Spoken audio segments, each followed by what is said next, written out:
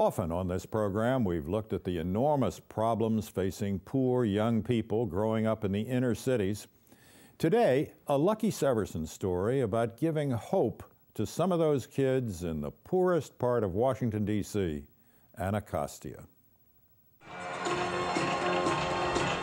Halftime show at the homecoming for Anacostia High School.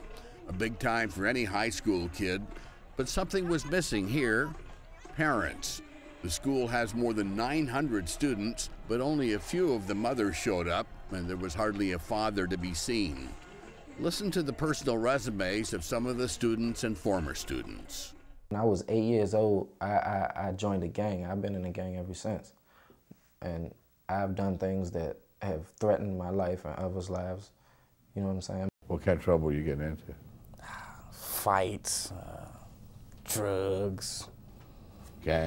Gangs, girls left and right. All the females in my family got pregnant really young, 13, 14, 12.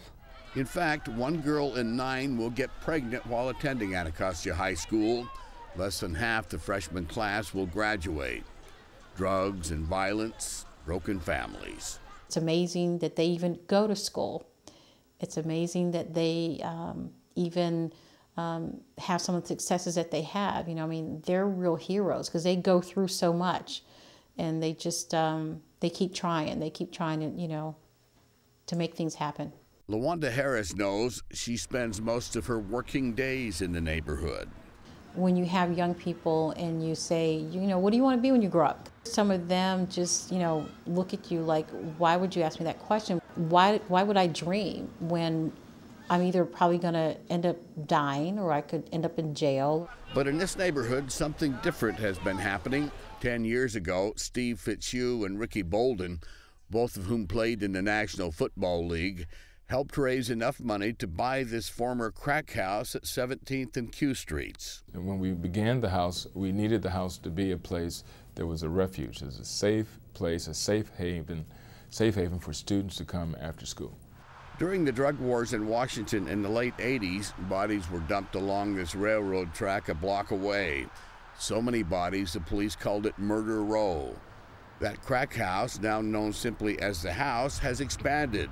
This building next door was donated and is now the youth center. The doors open as soon as school lets out. For lots of teenagers from any neighborhood, music is the center of their lives. Here they can make music and record it in the state-of-the-art studio. So many of our students have what I call pain on top of pain, that they don't have a chance to unpack that pain. And we give them a chance to do that through the recording studio. And now they're writing a song, they're writing poetry, they're singing about it, and then their heart becomes fertile ground for us to begin to get to the core of some of their hurts. Jacob Johnson, who's been a gang member most of his life, now wants a career in music. He's looking for a way to get out of Anacostia. You gotta look at your surroundings, you know what I'm saying? Like, everybody that's in the neighborhood basically focus on doing neighborhood things. Everybody wanna follow the crowd, you know? You can't do too much of anything if you're just being like everybody else, you know, being out on the street, smoking, drinking, robbing people. That's what differentiates certain Anacostia students. But me, I got plans. The annual budget for the house is about $700,000. Most of it comes from private donations, nothing from the federal government.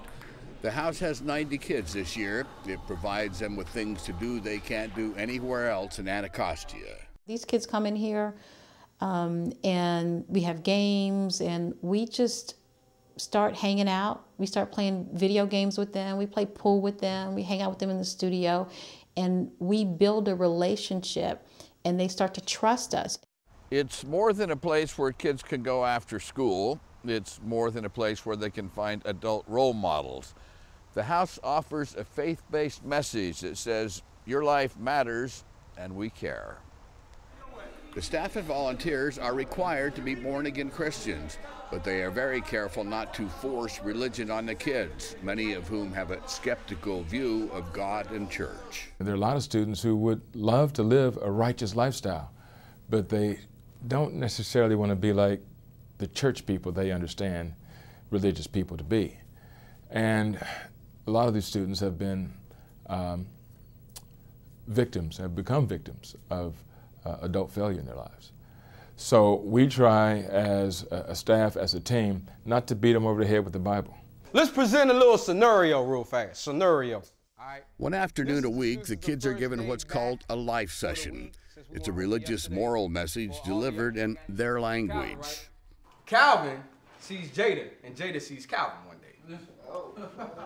Jada says, Calvin looking real good. Today, it's about responsible sexual behavior.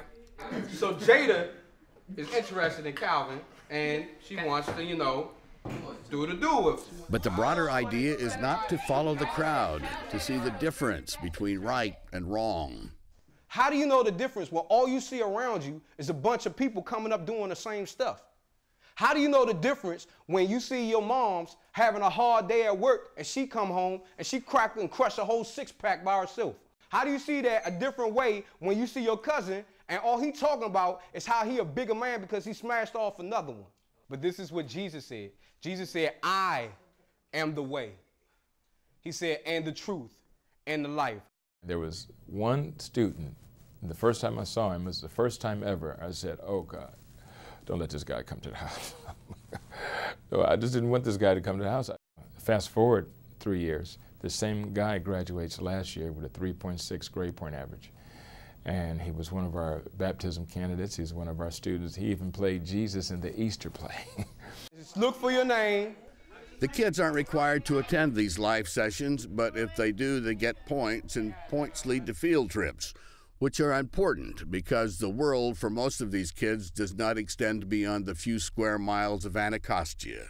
When I first came here, I thought it was just like a little Rexon, like everybody coming here just play games and stuff like that. But when they start doing the life sessions and stuff like that, like in the retreats that we go on, I've been thinking like, well, dang, maybe I should change my life.